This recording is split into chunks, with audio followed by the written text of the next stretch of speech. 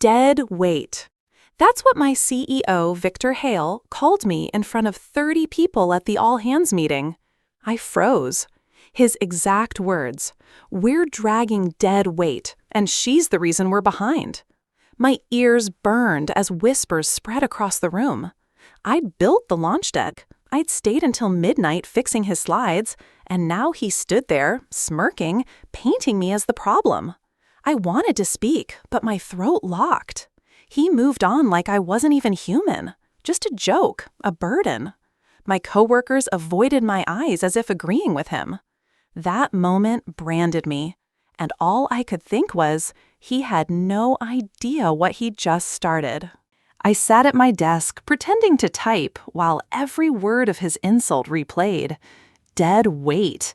Victor was the kind of man who wore $5,000 suits and thought everyone else was replaceable. To him, I was a disposable cog. What he didn't know, I had been quietly managing the real heart of his empire. Vendor contracts, key data access, the boring operations no one else touched. He thought I was powerless. He thought wrong. But revenge couldn't be loud. Not yet. I needed to stay invisible, let him underestimate me while I stacked the cards he couldn't see. By Friday, the joke had spread like wildfire. "Careful, don't carry dead weight," I heard in the break room. Laughter erupted, and I bit my tongue until it bled. My hands shook, but I smiled faintly because I wasn't planning to cry. I was planning to make Victor beg. I pulled up the contracts I'd negotiated last year, the ones under my login, my authority. Without me, renewals would freeze, payments would stall, and suppliers worth millions would walk away. He thought I was dead weight? Soon, I'd show him I was the only thing keeping this company alive. Victor loved grand gestures. Monday morning, he staged another humiliation, calling me out in front of the board, twisting a minor scheduling error into proof of my incompetence. My cheeks burned, but my brain stayed cool. Because what he didn't realize was that the very report he held, the one he used against me, had been built with data pipelines I personally managed. One change of access rights, one silent revoke, and his reports would crumble into blanks. I watched him sneer, and inside, I thought, "Keep talking, Victor. Every word digs your grave deeper." That night, I stayed late. The office emptied, and under the sterile glow of the fluorescent lights, I opened the admin panel. With 3 clicks, I rerouted every vendor renewal notice through me. Quiet. Undetectable. Then I set expiration triggers, 30 days until contracts lapsed, unless I personally approved them. Victor's empire now ticked on my clock. He wanted to call me dead weight? Let's see how fast his golden tower sank when the burden refused to hold it up anymore. 2 weeks later, the cracks appeared. The design team lost access to crucial software. Finance flagged unpaid invoices piling up. Victor exploded at managers, screaming about incompetence, but never once suspected me. I kept my head down, quiet, nodding like a scolded child. Inside, my chest hummed with fire. He was unraveling, and no one knew I was the thread he couldn't afford to lose. For the first time in months, I felt power. Not in titles, not in recognition, but in silence. He had stripped me of dignity, so I would strip him of control. "Fix it!" Victor roared in the war room. His face flushed red as vendors threatened to pull out. Millions were at stake. I sat 2 chairs down, scribbling notes like a dutiful assistant. My stomach twisted, not with fear, but with the pleasure of watching him sweat.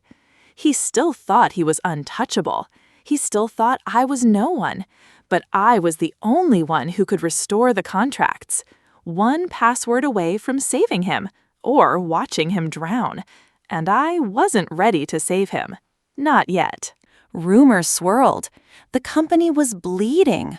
Morale plummeted. Investors circled like vultures.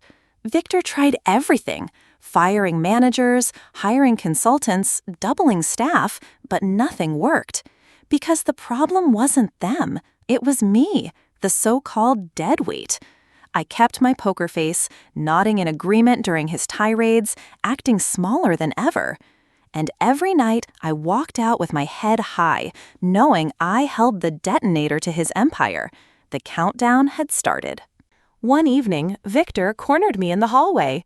"You know, you're lucky to even be here. Most CEOs would have fired you already."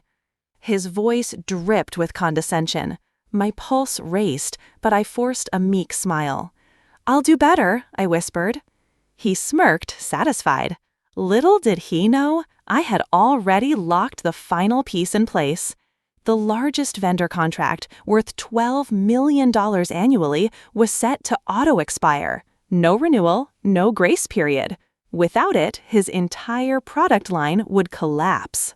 The expiration hit on a Wednesday morning. Emails flooded. Panic erupted. The vendor refused to budge. Your renewal wasn't processed. Victor's face drained of color. For the first time, he looked small, weak. He shouted at IT, at legal, at anyone he could blame, but none of them could help, because the only person with access, the only person who could fix it, was me. And I stayed quiet, watching his empire crack beneath the weight of his arrogance. By Friday, investors demanded answers. Victor tried bluffing, but his numbers didn't add up. The board grew restless. He stormed into my office, slamming the door. "Do you have any idea what this company is losing?" His voice shook. For once, it wasn't anger. It was fear. I tilted my head, pretending to think. "Maybe the company shouldn't carry so much dead weight," I said softly. His jaw dropped. He finally realized I wasn't the burden. I was the backbone. Victor begged. Yes, the same man who called me worthless lowered his voice, softened his tone. "You've been here the longest. You know the systems better than anyone. Help me, and I'll make it worth your while." My heart pounded. The taste of victory was sharp, electric. But I didn't smile, not yet, because revenge isn't just about payback. It's about making them feel what they made you feel. Invisible, helpless, disposable. And I wasn't done yet. I let the silence stretch, savoring his desperation. Finally, I said, "If I fix this, it's on my terms. Public credit, title change, salary double." His face contorted, pride warring with panic. He had no choice. The board was breathing down his neck, and I was the only way out. He nodded, teeth clenched. In that moment, the man who called me dead weight signed his own defeat. I restored the contracts in under an hour. The chaos calmed, but the damage was permanent. Investors had seen his weakness. The board had seen his dependence. And the staff? They had seen me, the one who pulled the company back from the brink. Whispers changed. No longer dead weight. Now it was, "She saved us." And Victor? He couldn't look me in the eye. Not after I'd proven I was the weight holding him up all along. A month later, Victor was gone, quietly ousted. And in his place, me, the so-called dead weight. I walked into the corner office wearing the same plain clothes he mocked, my simple face unchanged. Because revenge wasn't about becoming someone else. It was about being exactly who I was and proving them wrong. He called me dead weight. But in the end, I was the anchor, the foundation, the force he never saw coming. And he was the one dragged under.